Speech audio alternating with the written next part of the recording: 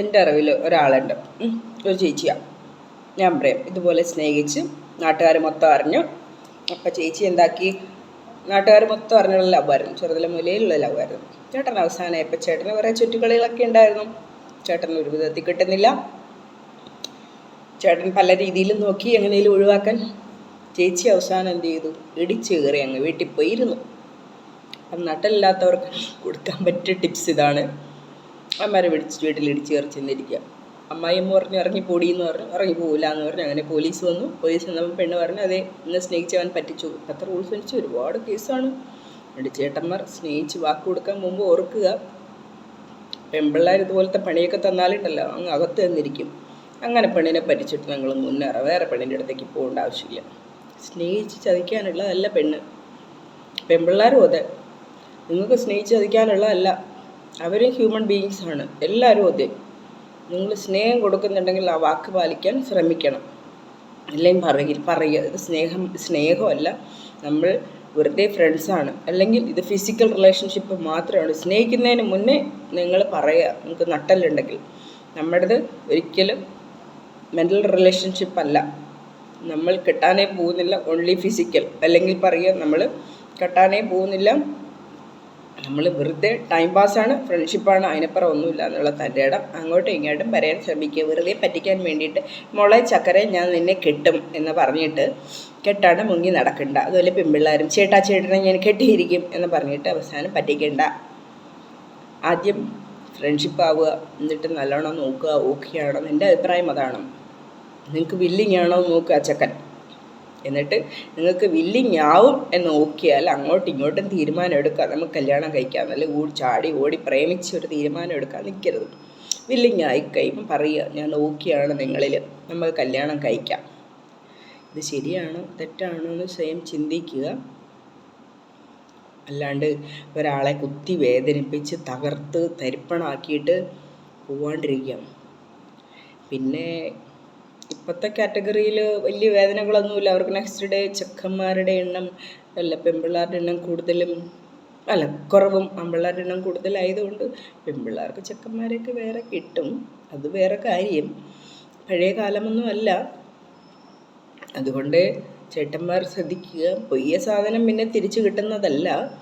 പെൺപിള്ളേർക്ക് വേണ്ടിയിട്ട് ചെക്കന്മാർ കാത്തിരിക്കുന്നുണ്ട് എന്നുള്ള കാര്യവും ഓർക്കുക. അതുകൊണ്ട് ചേട്ടന്മാരൊരു കാര്യം ചെയ്യണം, കിട്ടിയ പെണ്ണിനെ സ്നേഹത്തോടു കൂടെ കെയർ ചെയ്ത് മുന്നോട്ട് കൊണ്ടുപോവുക. പിന്നെ അപ്പോൾ പറ്റിച്ചാൽ കർമ്മ എന്നുള്ള സംഭവം ഉള്ളതുകൊണ്ട് ചേട്ടന്മാർക്ക് നല്ല പണിഷ്മെൻറ്റ് കിട്ടും, ചേച്ചിമാർക്കും പണിഷ്മെൻറ്റ് കിട്ടും എന്നുള്ള കാര്യം ഓർക്കുക. പറ്റിച്ചാൽ ദൈവം എന്നൊന്നും ഇല്ലയെന്ന് വിശ്വസിക്കുന്നവരുണ്ടെങ്കിലും കർമ്മ എന്നുള്ളൊരു സംഭവമുണ്ട്. അതൊന്ന് ചിന്തിച്ചാൽ ഒരുപാട് കാര്യങ്ങൾ മനസ്സിലാകും. ആരും ഒരാളെയും ചവിട്ടി മുന്നോട്ട് പോകാൻ പറ്റിയിട്ടില്ല.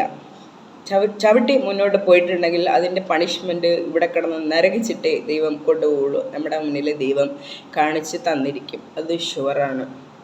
അപ്പോൾ നമ്മൾ ഈ ഭൂമിയിൽ ജീവിക്കുമ്പോൾ ആരെയും പറ്റിക്കാണ്ടിരിക്കുക, എല്ലാവരെയും സ്നേഹിക്കുക, എല്ലാവരോടും നല്ല രീതിയിൽ ബിഹേവ് ചെയ്യുക.